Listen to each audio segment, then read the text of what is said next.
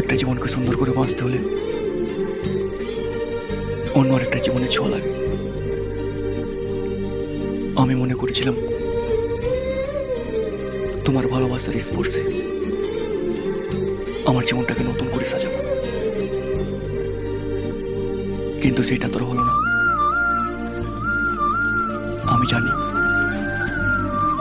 পৃথিবীতে এমন কিছু মানুষ আছে যারা ভালোবাসে, কিন্তু সবার ভালোবাসা জয়ী হয় না।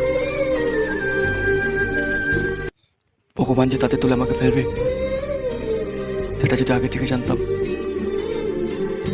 হয়তো ভালোই বাসতাম না।